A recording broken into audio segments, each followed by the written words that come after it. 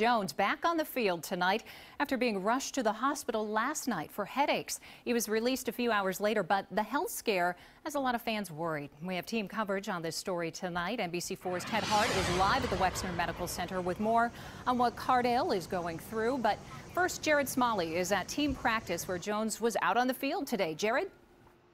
Yeah, good evening, Ellie. Cardale Jones' stay at OSU Medical Center last night was brief, merely a few hours, but he was at a hospital nonetheless, so it certainly garnered attention from Buckeye Nation. But head coach Urban Meyer saying today that Jones is doing much better. He is taking part in a limited role in practice and that he is doing just fine. Meyer also said to his statewide radio audience today that both Cardale and JT Barrett, not the entire team perhaps, but one of those guys is going to start at quarterback Monday night. They will be notified of that decision before Monday night. The Buckeyes today going through a typical Tuesday practice, which they say is one of the toughest, if not the toughest practice of the week. Meyer said last night he expects both quarterbacks are going to have a role on the field in this game, but that's not the only tough decision Meyer has to make before Monday night in Blacksburg. We're going to get into that in a little bit more when we come back with you in sports. Right now, Ted Hart is out live, and he continues our coverage of this story. Good evening, Ted. Yeah, Jared, the statement from Ohio State Athletics says only that Cardale Jones was examined here at the medical center and released. It doesn't say anything about treatment, but people who suffer from migraines say that the pain can be excruciating, sometimes even scary.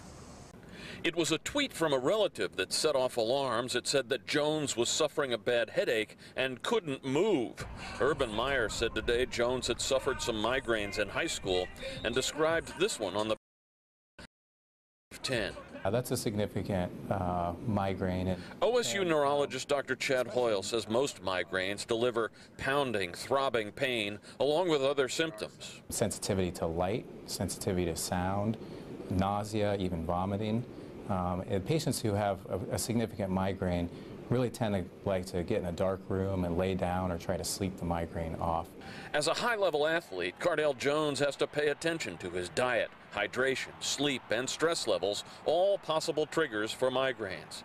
And Dr. Hoyle says treatment and medication may not always be enough. But even with all of your bases covered on that, there are migraine patients who have very severe migraines who have to come in to get IV medication therapy, either at an infusion center or an emergency room, to finally get these under control.